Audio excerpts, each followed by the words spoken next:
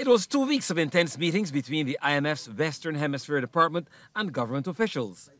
And while thanking all concerned, the Prime Minister said it is no small achievement, recording 8 consecutive levels of growth, reaching staff-level agreement, and the lowest unemployment rate since 2007.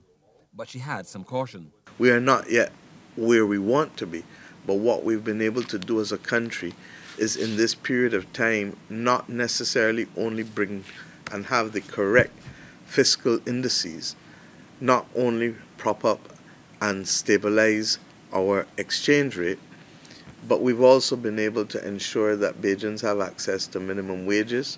We've been able to put back and recapitalize the fleet in the Transport Board as we are continuing to do so. We've done it with the Sanitation Services Authority.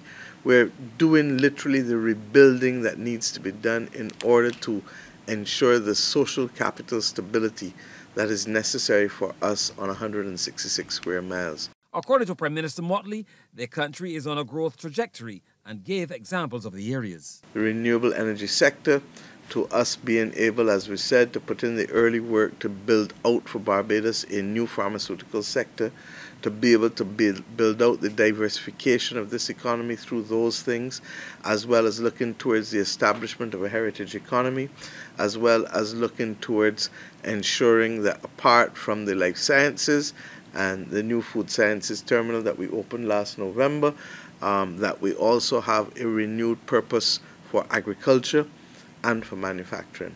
Prime Minister Mottley says a roadmap intended for households and civil society groups to sustain the kind of growth this country needs is already in place. We believe that if we put in and continue the areas that we've been strengthening in terms of our public financial management, in terms of our institutional strengthening in the Ministry of Health, in terms of our institutional strengthening in education and training, in terms of our governance review and the constitutional reviews that are taking place, that we can reposition this country to secure its future for the next 2 to 3 decades. Barbados' performance under the IMF program got the green light from Deputy Division Chief and Mission Chief for Barbados, Pablo Amor. We are happy to see that the economy is recovering strongly after all the series of shocks that it suffered in the past few years.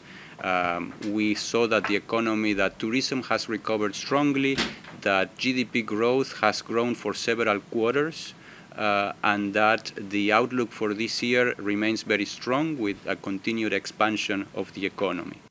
The Prime Minister said training and institutional reform will carry Barbados the extra way. Trevor Thorpe, CBC News.